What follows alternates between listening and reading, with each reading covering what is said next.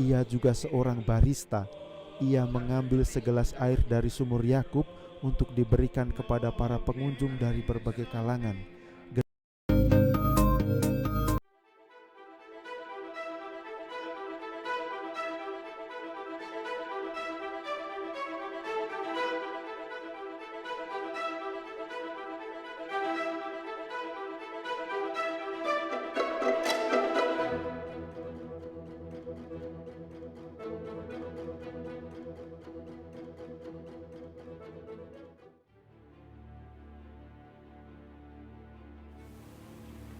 Perempuan Samaria yang telah bertemu dan mengenal Mesias mengenal imannya sendiri. Ia tidak lagi merasa tidak berharga dan tidak berarti di dalam lingkungan masyarakatnya. Ia tidak malu dan tidak takut lagi berjumpa dengan orang banyak, tak perlu lagi menghindari mereka. Perjumpaan dengan Mesias telah mengubah hidupnya. Sekarang ia telah menjadi manusia seutuhnya.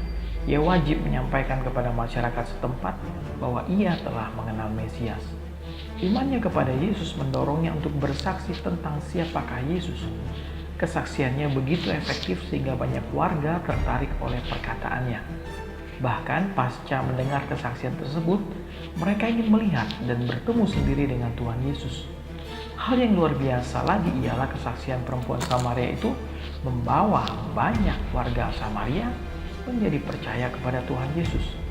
Mereka bahkan mendesak Tuhan Yesus untuk tinggal bersama mereka karena mereka ingin mengenal Yesus lebih jauh dan lebih dalam lagi. Selama 2 hari Tuhan Yesus tinggal bersama mereka dan mengajar mereka. Dampaknya, banyak lagi orang yang menjadi percaya dan diperdalam imannya. Ucapan yang luar biasa muncul dari mulut warga Samaria sebagai akibat mereka mengenal Tuhan Yesus.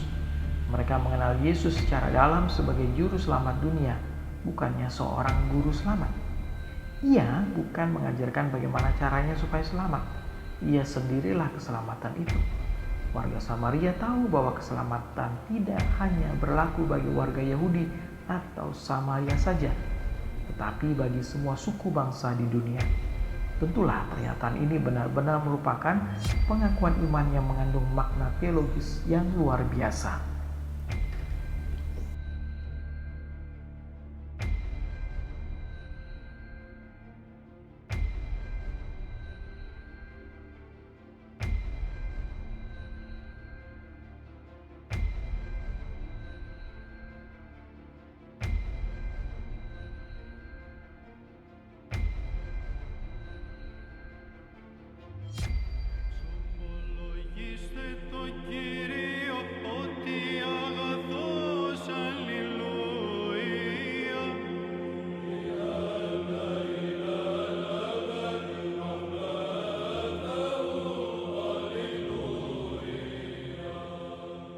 مظبوط تعبت بس في ذلك أنا مبسوط.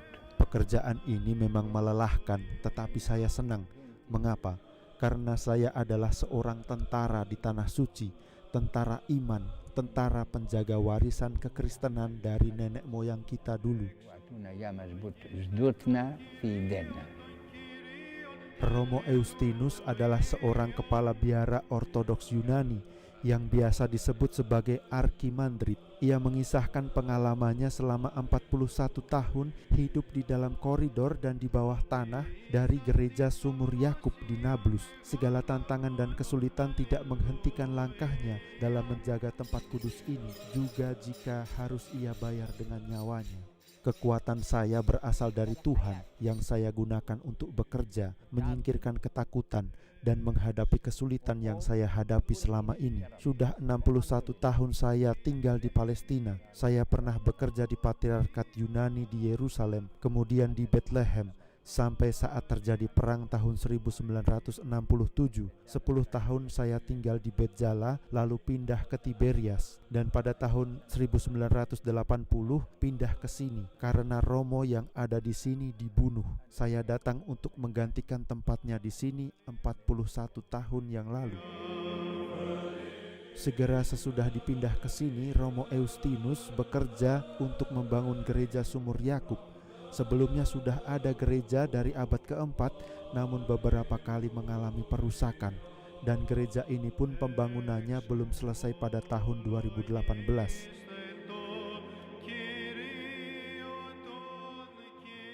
Yasir Arafat datang untuk berterima kasih kepada saya karena saya menolong orang-orang miskin pada masa perang. Saya bertanya, untuk apa memberi saya medali karena saya tidak membutuhkannya?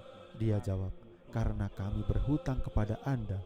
Maka saya meminta kepada beliau untuk memberi izin menyelesaikan pekerjaan pembangunan gereja. Syukurlah dalam 10 tahun saya bisa menyelesaikannya. Saya sendiri insinyurnya, kontraktornya, pencari dana, sekaligus pelukisnya. Semua ikon di dalam gereja saya yang melukis. Romo Eustinus bukan hanya insinyur, gardian, dan pelukis. Ia juga seorang barista. Ia mengambil segelas air dari sumur Yakub untuk diberikan kepada para pengunjung dari berbagai kalangan. Gelas cinta kasih, perdamaian, dan kebersamaan. Gereja ini disebut Gereja Sumur Yakub karena ada sumur Yakub di bawahnya. Kitab suci mengisahkan ketika Yakub kembali ke Sikem, dia berkemah di seberang kota. Ia membeli tanah dan membuat altar serta sumur di sana. Di tempat yang sama Yesus bertemu wanita Samaria dan berkata, "Berilah aku air." Ada sebuah tempayan di gereja yang mengingatkan kita akan peristiwa Injil itu.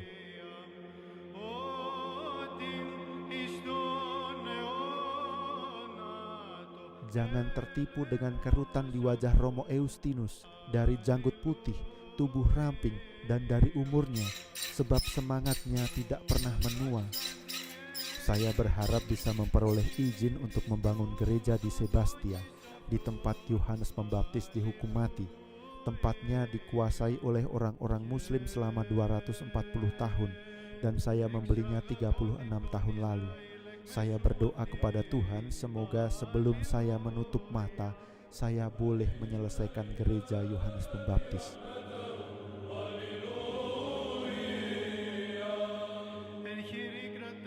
Umur saya sudah 81 tahun, kubur saya sudah siap di luar gereja. Kita harus memikirkan bukan hidup di dunia, tapi hidup kekal. Semua kelelahan saya ini untuk mendapatkan 1,80 meter di sana.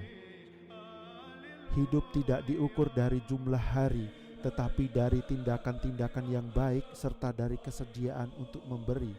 Dua hal ini selalu dihidupi oleh Romo Eustinus.